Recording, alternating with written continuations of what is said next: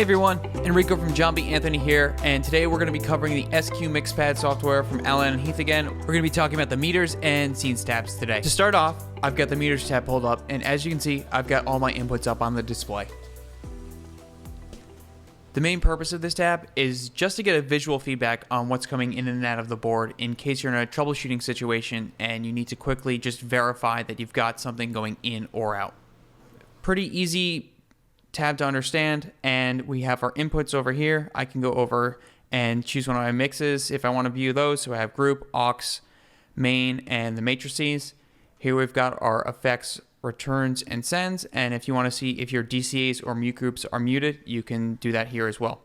Down here we have an RTA that we can turn on, pretty helpful for finding feedback if something is going wrong, and you can see here that we are covered from 20 up to 20K. If you want to view everything a little bit more customized, you can actually click up to the layers that you have programmed for the board, and it will follow the layers how you have them programmed and laid out. Pretty simple, pretty straightforward to understand.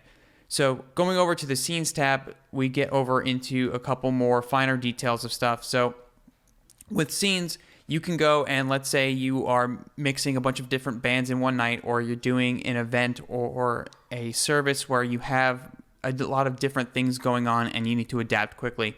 You can use scenes to quickly change a lot of settings within the same show.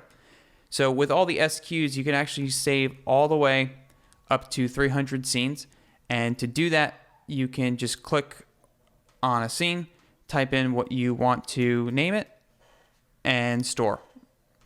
You can easily go over here to recall any scene that you want, or you can even set a soft key to quickly go and tab between them.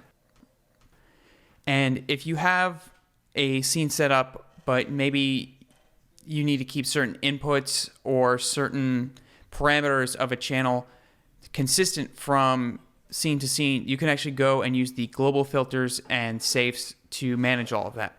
So with global filters, if I want to take a certain aspect of my inputs or effects, I can just click and block that. So now I can block any of my patch changes from happening on the IO screen. And you just go and you just simply click. Very easy, very straightforward. So this will cover your inputs and effects. Go over here, and now you have group, aux, main, and the matrices. It's pretty similar for what we saw for inputs. You just click whatever you would like to block. Over in the other section, we've got DCA mutes, input sockets, output sockets, and our controls. The controls by default for soft key, the rotary encoders, and the foot switch are all set to block. These have to do with the physical buttons on the board, not necessarily something inside the software. Now, let's say I have a specific channel where I want to keep the settings on that consistent from session to session or from band to band, however I'm mixing. I can click over to safes and let's click our kick in. Now it's safe. So anytime I change scenes, all my kick-in settings are going to remain the same. And you can do this for any number of channels that you like.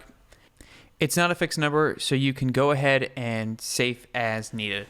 Going over to the effects, we can do the same thing for the returns and the sends. And we can also do this on our groups, auxes, the main, and the matrices. Pretty straightforward.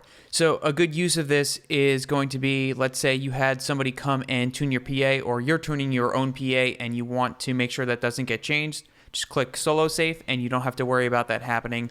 The output level and the graphic EQ that you used on your main outputs is going to stay the same throughout every scene. That's going to cover everything for the meters and the scenes tabs. Thanks for watching. If you enjoy the video, make sure to like and share it, as well as subscribe to JBA University. If you don't want to miss more Mixpad videos, be sure to click the bell. See you next time.